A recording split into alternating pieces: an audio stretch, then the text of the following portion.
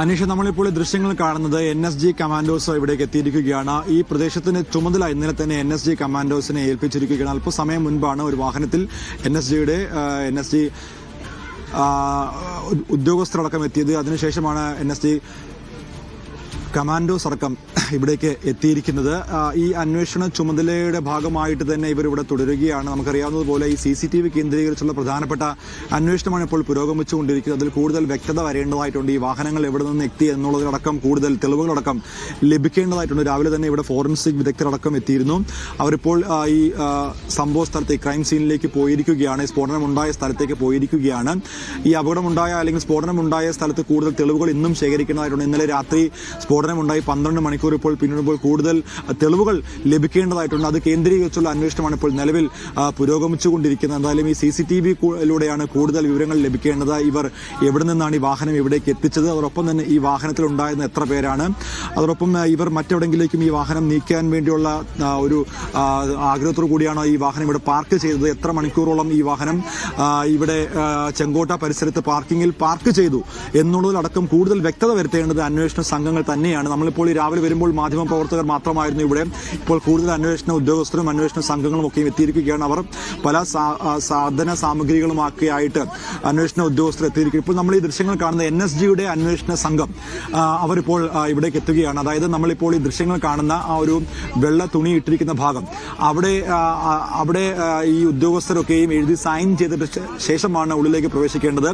ഏതൊക്കെ ഉദ്യോഗസ്ഥരാണ് അവിടേക്ക് എത്തിയത് എന്നുള്ള കാര്യങ്ങളടക്കം അവർ അതിൽ രേഖപ്പെടുത്തിയതിനു ശേഷമാണ് ഈ സ്ഫോടനം ഉണ്ടായ സ്ഥലത്തേക്ക് പോകേണ്ടത്. എന്തായാലും ഇപ്പോൾ ഈ NSGയുടെ അന്വേഷണ സംഘമാണ് ഇപ്പോൾ നിലവിൽ എത്തിയിരിക്കുന്നത്. ഇന്നലെ തന്നെ ഇവിടുത്തെ സുരക്ഷ NSG ഏറ്റെടുത്തിരുന്നു. അതിന്റെ പശ്ചാത്തലത്തിൽ NSGയുടെ ഭാഗത്തുനിന്നും അന്വേഷണം ഇപ്പോൾ പുരോഗമിക്കുകയാണ്. പ്രത്യേകിച്ച് രാജ്യ തലസ്ഥാനത്താണ് വലിയൊരു സ്ഫോടനം ഉണ്ടായിരിക്കുന്നത്. ഈ സ്ഫോടനവുമായി ബന്ധപ്പെട്ട് കൂടുതൽ സാഹചര്യ തെളിവുകളടക്കം ശേഖരിക്കേണ്ടതായിട്ടുണ്ട്. അതിന്റെ അടിസ്ഥാനത്തിലുള്ള അന്വേഷണങ്ങൾ നടക്കേണ്ടതായിട്ടുണ്ട്. എന്തായാലും വിവിധ സംഘങ്ങളാണ് ഇപ്പോൾ അന്വേഷണം നടത്തുന്നതിൽ ഏറ്റവും പ്രധാനപ്പെട്ട അതായത് UAPA ചുമത്തി എന്നുള്ളത് തന്നെയാണ്. അപ്പോൾ ഒരു ഭീകരാക്രമണത്തിന് പദ്ധതി ഇട്ടിരുന്നതായിട്ടുള്ള ചില സംശയങ്ങളുടെ പശ്ചാത്തലത്തിലാണ് ഇപ്പോൾ ഈ UAPA ചുമത്തിയിരിക്കുന്നത്. UAPA കേന്ദ്രീകരിച്ചുള്ള അന്വേഷണമാണ് ഇപ്പോൾ നിലവിൽ പുരോഗമിച്ചുകൊണ്ടിരിക്കുന്നത്. ഡൽഹി ക്രൈംബ്രാഞ്ചും ഡൽഹി പോലീസും അന്വേഷണം നടത്തുന്നുണ്ട്. ഇന്നലെ ഡൽഹി DGP വ്യക്തമാക്കിയത് നിലവിൽ കൂടുതൽ വിവരങ്ങൾ വെളിപ്പെടുത്താനാകില്ല എന്നുള്ളത് തന്നെയാണ്. അത് അന്വേഷണത്തെ ബാധിക്കാനുള്ള സാഹചര്യം അല്ലെങ്കിൽ സാധ്യത മുന്നിൽ കാണുന്നുണ്ട്. അതുകൊണ്ട് തന്നെ കൂടുതൽ വിവരങ്ങൾ ഇതുവരെയും